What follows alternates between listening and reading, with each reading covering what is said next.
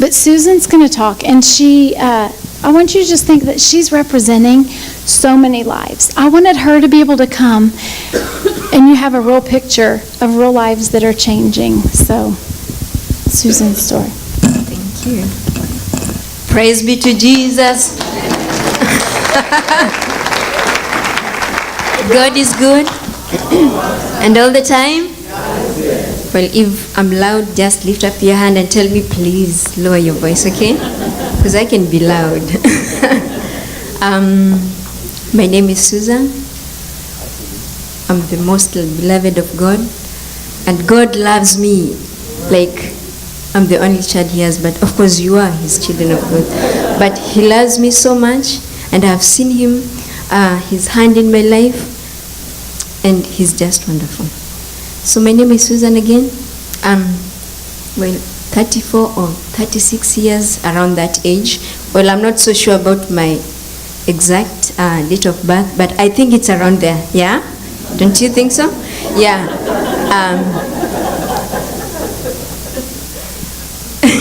And I mean, this place, I mean, everything is so overwhelming, huh?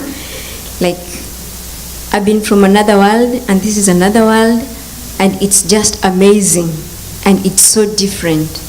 Praise be to God. And I was telling people that you guys should consider yourself the most blessed of all. I think, well, I haven't been to any other city except Houston, so I'm not so sure about. But I want to, to testify of what I've seen, isn't it? You only testify of what you've seen.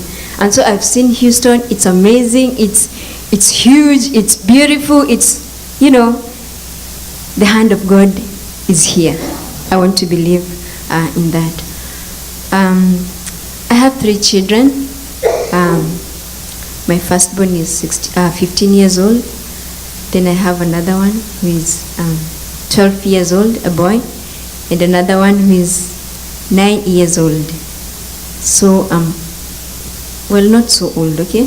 Like, I'm not very old, but I'm also not very young, yeah?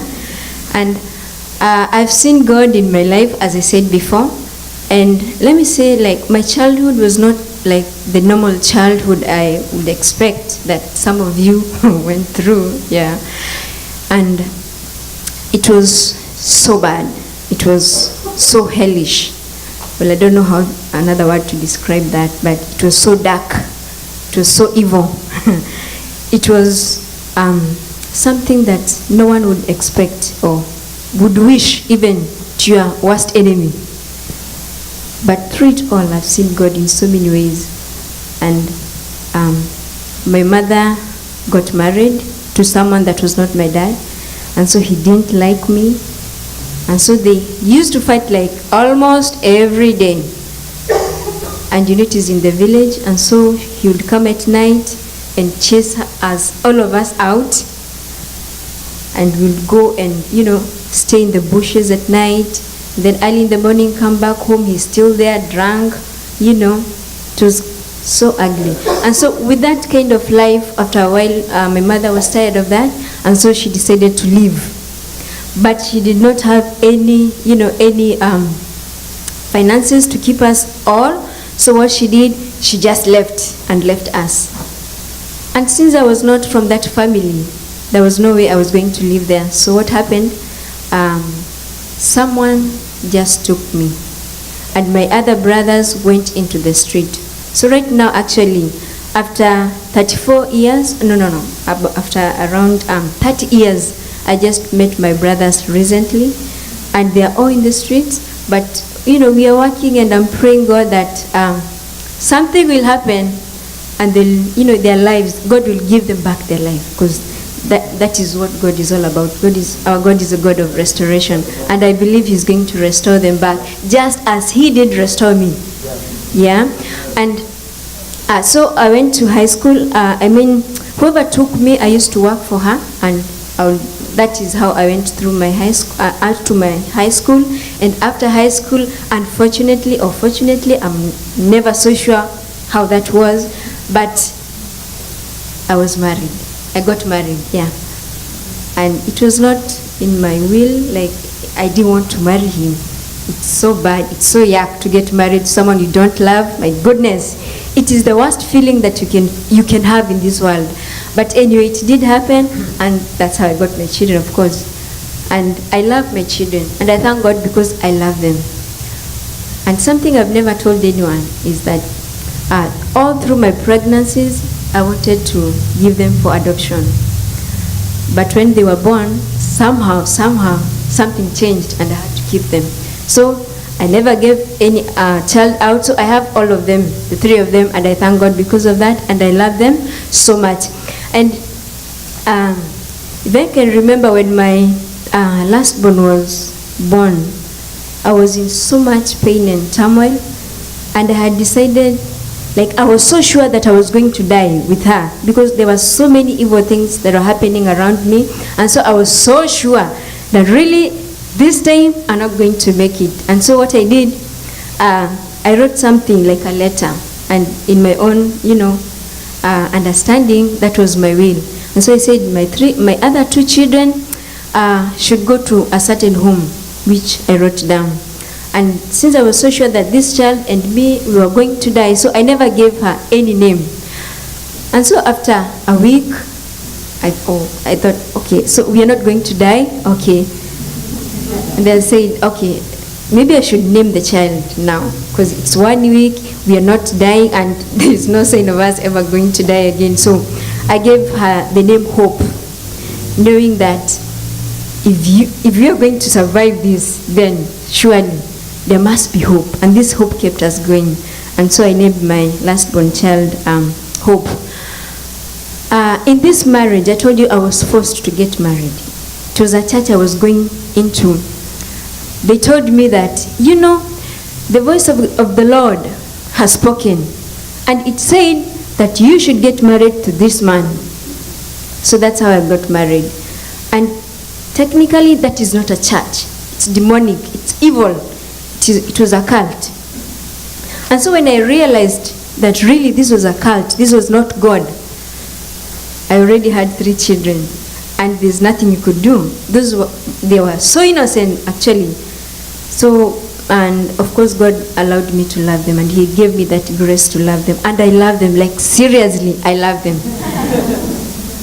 And so when I left that church, maybe this may be very new to you, but demons are there. My goodness, like demons, yeah?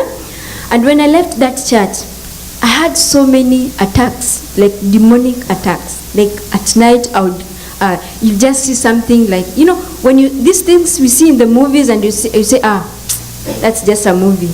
Now some of them are very true.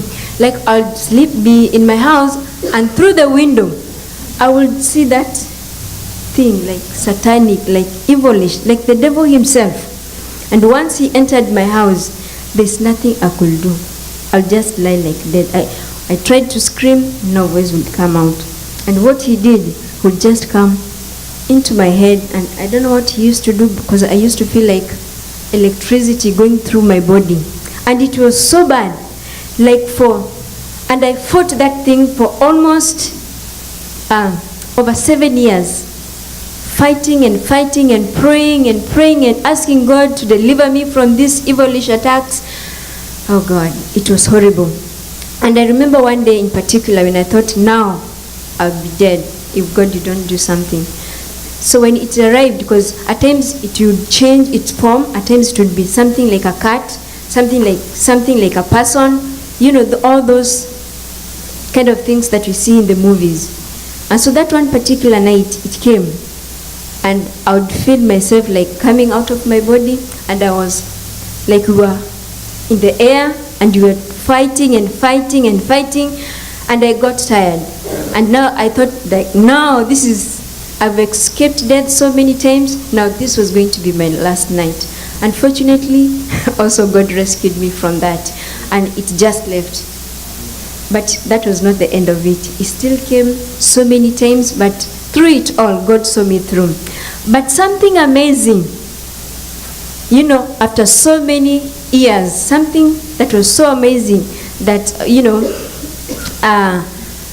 overpowered these satanic powers. is the day I learned about the love of God. Praise be to Jesus. I'm telling you, love is powerful. And those who have got husbands and those who have got wives and they love you, you should count yourself very lucky. Because love is very powerful. Not only that love, but even the love from God. Because when I started realizing that really God loves me, that is when I went and started working with Trina. That was back in the year 2012,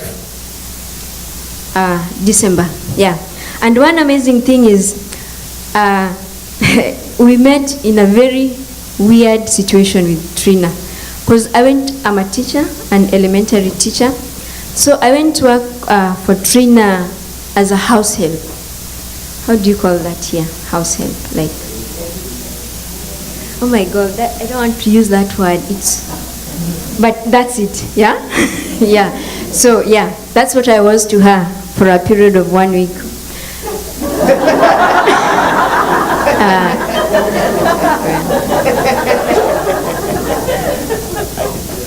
Yeah.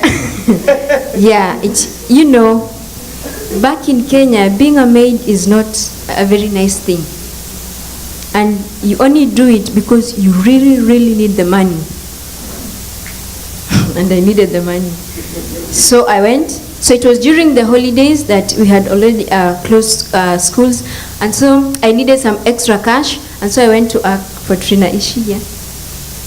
I can see her here. Good. Yeah.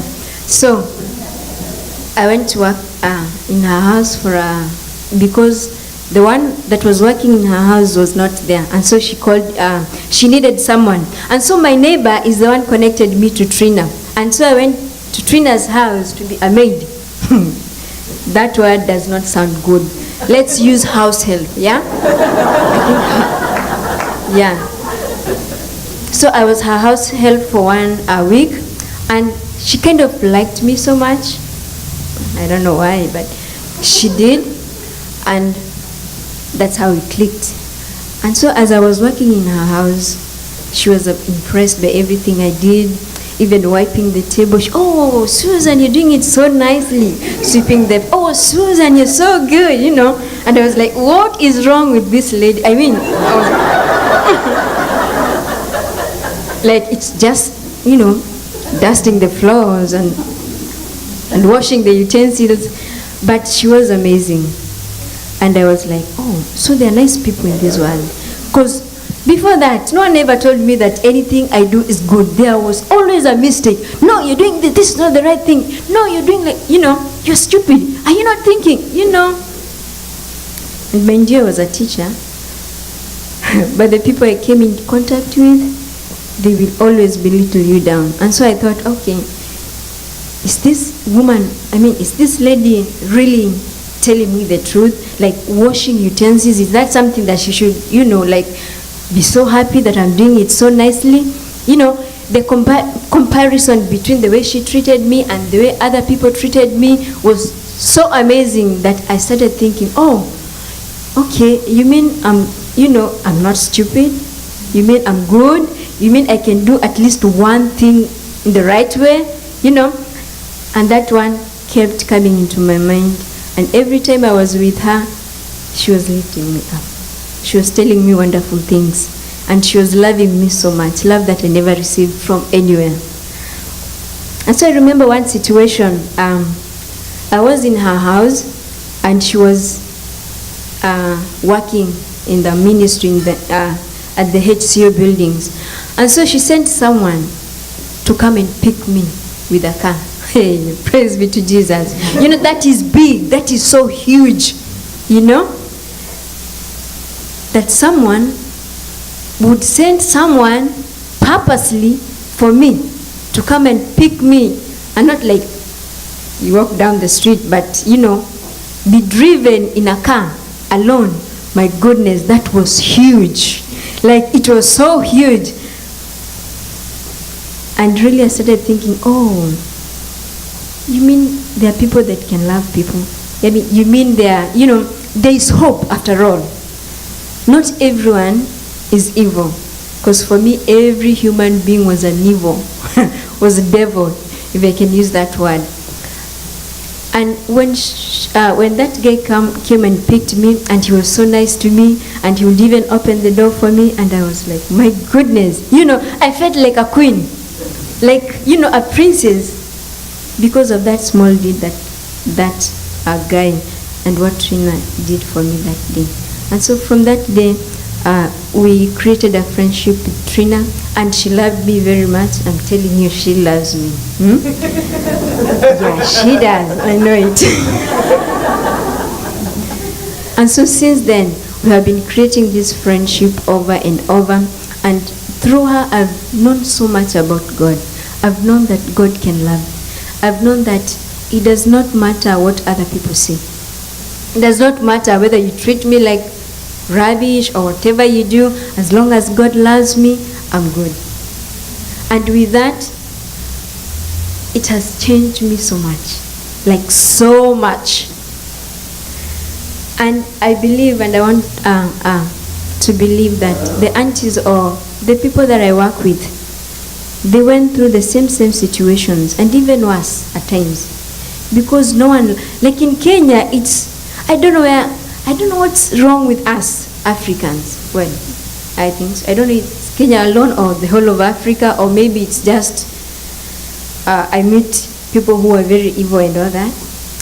But Kenya, or the ladies in Kenya, go through a lot. They suffer a lot. As you are saying, as you heard Trina said, that a man can come in your house with a lady and tell you to step out of the bed, and for him and that lady to go in that same bed that is yours, and you're supposed to serve them. And if you refuse, you are going to be in trouble. It is the most ugly thing. And women are going through that. Our aunties, we call them aunties. That is the life that they go through every single day. And the good thing is that when they come to baby house, we call our home baby house. It is there that we give them the love of God. It is there that we teach them about the values, that they are important, that God loves them, that they are beautiful. Praise be to Jesus. I remember the first person to tell me that I was beautiful was Trina. And that was like, oh, you mean I'm beautiful? Something, there are very little things but they make a very big difference in your life. And I also remember that the very first day I got my present, I was 30 years old. It was a gift voucher. I think you understand what a gift voucher is. Is it? Yeah? Yeah. So it's like a card that you are given, written some amount of money, and then you go to the shop and get some. Yeah, that's what I mean. And so,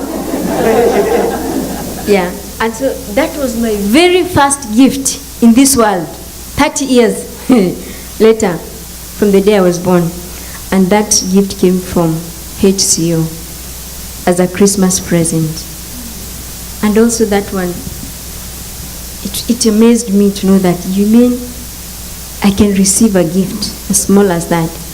It may have seemed small, but to me it was so huge, such that when I met her, I told her a million, thanks. Thank you so much for that. It was small, but it showed a very big picture to me, because I never had such things. And I thank God because of that. And something else, she's able to do all these things because you support her, isn't it?